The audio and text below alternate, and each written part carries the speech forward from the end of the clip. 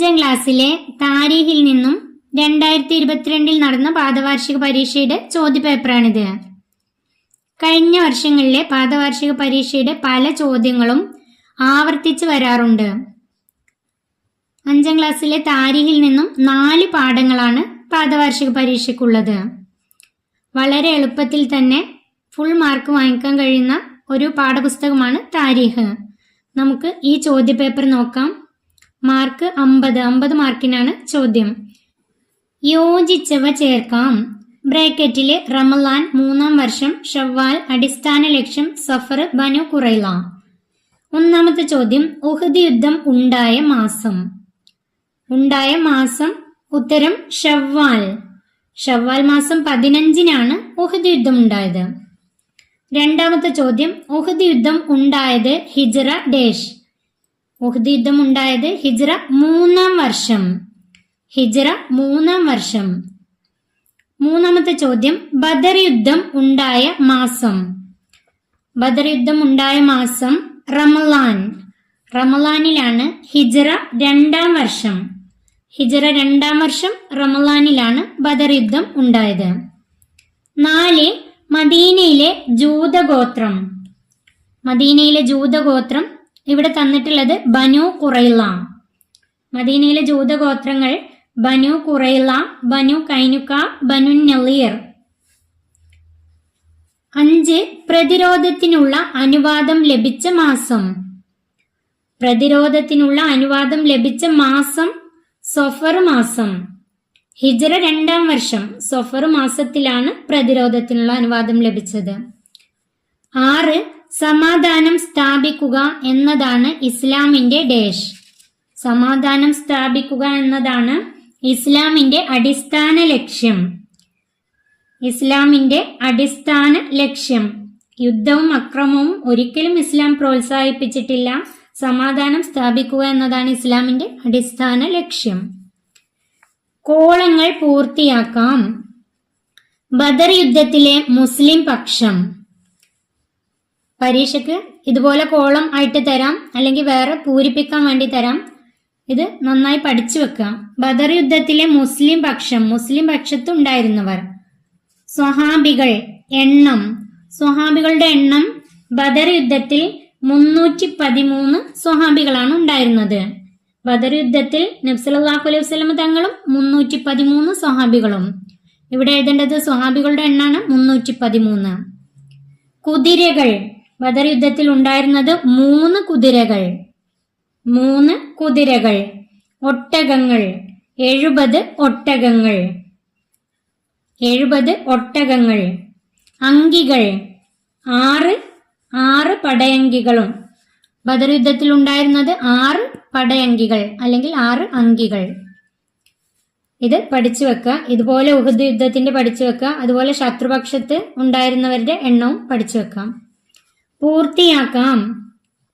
ഒന്നാമത്തെ, ബദറിൽ ശത്രുപക്ഷത്ത് നിന്ന് അബൂജഹൽ ഉൾപ്പെടെ പൂരിപ്പിക്കാനുള്ളതാണ്. അബൂജഹൽ ഉൾപ്പെടെ 70 പേർ കൊല്ലപ്പെട്ടു. ഇവിടെ എഴുതേണ്ടത് 70 പേർ കൊല്ലപ്പെട്ടു. 70 പേർ കൊല്ലപ്പെട്ടു. അത്രയും പേർ തടവുകാരാക്കപ്പെടുകയും ചെയ്തു. ഇവിടെ എഴുതേണ്ടത് 70 പേർ കൊല്ലപ്പെട്ടു. രണ്ടാമത്തെ, യുദ്ധവും അക്രമവും ഒരിക്കലും ഡേഷ്. യുദ്ധവും അക്രമവും ഒരിക്കലും ഇസ്ലാം പ്രോത്സാഹിപ്പിച്ചിട്ടില്ല. ഇവിടെ എഴുതേണ്ടത് പ്രോത്സാഹിപ്പിച്ചിട്ടില്ല. സമാധാനത്തിന്റെ സന്ദേശമാണ് പരിശുദ്ധ ഇസ്ലാം വിഭാവനം ചെയ്യുന്നത്. യുദ്ധവും അക്രമവും ഒരിക്കലും ഇസ്ലാം പ്രോത്സാഹിപ്പിച്ചിട്ടില്ല. 3, ബദറിൽ സ്വഹാബികളിൽ നിന്ന് 14 പേർ ഡേഷ്. ബദറിൽ സ്വഹാബികളിൽ നിന്ന് എത്ര പേരാണ്? 14 പേർ. ഇവിടെ എഴുതേണ്ടത് ഷഹീദായി. ബദറിൽ 14 പേർ ഷഹീദായി. 313 സ്വഹാബികളിൽ നിന്ന് 14 പേർ ഷഹീദായി. 4, ബദറിൽ ശത്രുക്കൾക്ക് 600 ഡേഷ്. ബദറിൽ ശത്രുക്കൾക്ക് 600 പടയങ്കികൾ ഉണ്ടായിരുന്നു. പടയങ്കികളുടെ എണ്ണം, കുതിരകളുടെ എണ്ണം, ഒട്ടകങ്ങളുടെ എണ്ണം ഇതൊക്കെ പഠിച്ചു വെക്കണം. ബദറിൽ ശത്രുക്കൾക്ക് 600 പടയങ്കികൾ ഉണ്ടായിരുന്നു. ശത്രുപക്ഷത്ത് 600 പടയങ്കികൾ ഉണ്ടായിരുന്നു. അവർക്ക് 200 കുതിരകളും 700 ഒട്ടകങ്ങളും ഉണ്ടായിരുന്നു. ഇതിന്റെ കൂടെ പഠിച്ചു വെക്കാം. ബദറിലെ ശത്രുക്കൾക്ക് 200 കുതിരകളും 700 ഒട്ടകങ്ങളും 600 പടയങ്കികളും ഉണ്ടായിരുന്നു. 5. ഉഹദിൽ ശത്രുപക്ഷത്തിന് 300 ഡേഷ്. ഉഹദിൽ ശത്രുപക്ഷത്തിന് 300 ഒട്ടകങ്ങൾ ഉണ്ടായിരുന്നു. ശത്രുപക്ഷത്തിന് 300 ഒട്ടകങ്ങൾ ഉണ്ടായിരുന്നു. അതില് ഉഹദിലുണ്ടായിരുന്നത് 200 കുതിരകൾ ഉണ്ടായിരുന്നു, 300 ഒട്ടകങ്ങൾ ഉണ്ടായിരുന്നു. 3000-ഓളം വരുന്ന യോദ്ധാക്കളും 15 സ്ത്രീകളും ഉണ്ടായിരുന്നു. അതും കൂടെ പഠിച്ചു വെക്കാം. ഉത്തരം എഴുതാം. 1. ഉഹദിൽ ഷഹീദായവർ എത്ര? ഉഹദിൽ ഷഹീദായവർ എത്ര? ഉത്തരം എഴുതുമ്പോൾ ശ്രദ്ധിച്ചെഴുതണം. ഉഹദിൽ 70 പേർ. ഹംസ റളിയല്ലാഹു അൻഹു ഉൾപ്പെടെ 70 സ്വഹാബികൾ ഷഹീദായി. ഇവിടെ ഉത്തരം എഴുതേണ്ടത് 70. ബദറിലാണ് 14 പേര്. 2. ചോദ്യം, ഉഹദിൽ നബി സല്ലല്ലാഹു അലൈഹി വസല്ലം തങ്ങൾക്ക് എന്താണ് സംഭവിച്ചത്? അതിന്റെ ഉത്തരം, നബി തങ്ങളുടെ ശിരസിന് മുറിവേൽക്കുകയും മുൻപല്ല് പൊട്ടുകയും ചെയ്തു. അതിന്റെ ഉത്തരം എഴുതേണ്ടത് നബി തങ്ങളുടെ ശിരസിന് മുറിവേൽക്കുകയും മുൻപല്ല് പൊട്ടുകയും ചെയ്തു.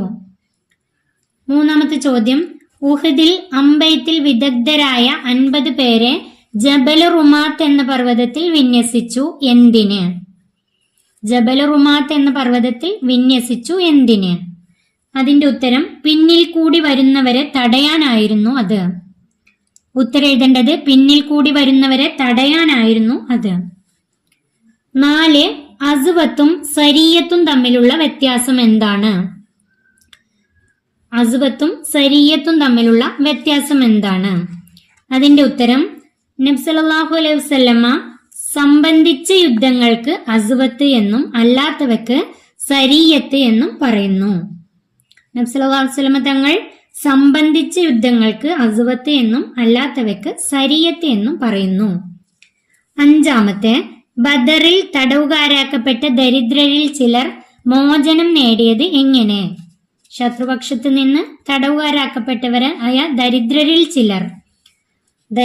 ചിലർ മോചനം നേടിയത് എങ്ങനെ? അതിന്റെ ഉത്തരം, മദീനയിലെ 10 പേർക്ക് വീതം എഴുത്തും വായനയും പഠിപ്പിച്ചു കൊടുക്കുക എന്ന വ്യവസ്ഥയിൽ. അതിന്റെ ഉത്തരം എഴുതേണ്ടത് മദീനയിലെ 10 പേർക്ക് വീതം എഴുത്തും വായനയും പഠിപ്പിച്ചു കൊടുക്കുക എന്ന വ്യവസ്ഥയിൽ. ധനികർ എങ്ങനെയാണ് മോചനം നേടിയത്? ധനികർ ധനം കൊടുത്ത് മോചിതരായി. അടുത്ത ചോദ്യം, പൂരിപ്പിക്കാം. അതിൽ 1. ചോദ്യം, ഉദിന ഡേഷ് യുഖാതലൂന ബിഅന്നഹും ഡേഷ് വ ഇന്നല്ലാഹ അലാ ഡേഷ് ലഖദീർ. 1. പാഠത്തിൽ നിന്നാണ്. അതിന്റെ ഉത്തരം, ഉദിന ലില്ലദീന യുഖാതലൂന ബിഅന്നഹും ളുലിമു വ ഇന്നല്ലാഹ അലാ നസ്രിഹിം ലഖദീർ. ഉദിന ലില്ലദീന യുഖാതലൂന ബിഅന്നഹും ളുലിമു വ ഇന്നല്ലാഹ അലാ നസ്രിഹിം ലഖദീർ. അതിന്റെ അർത്ഥം കൂടെ പഠിച്ചു വെക്കുക. യുദ്ധത്തെ നേരിടേണ്ടി വരുന്നവർക്ക് അവർ ആക്രമിക്കപ്പെട്ടു എന്നതിനാൽ യുദ്ധം അനുവദിച്ചിരിക്കുന്നു. നിശ്ചയം അള്ളാഹു അവരെ സഹായിക്കാൻ കഴിവുള്ളവനാണ്. അതിന്റെ അർത്ഥം കൂടെ പഠിച്ചു വെക്കാം. പാഠത്തിന്റെ ഏത് ഭാഗത്തുനിന്നും ഇതുപോലെ പൂരിപ്പിക്കാൻ വരാം. ഈ ചോദ്യപേപ്പർ ഇവിടെ അവസാനിക്കുന്നു. 5ാം ക്ലാസ്സിലെ പ്രിയപ്പെട്ട കുട്ടികൾക്ക് വീഡിയോ ഉപകാരപ്പെട്ടാൽ ചാനൽ സബ്സ്ക്രൈബ് ചെയ്യാനും ലൈക്ക് ചെയ്യാനും മറക്കല്ലേ.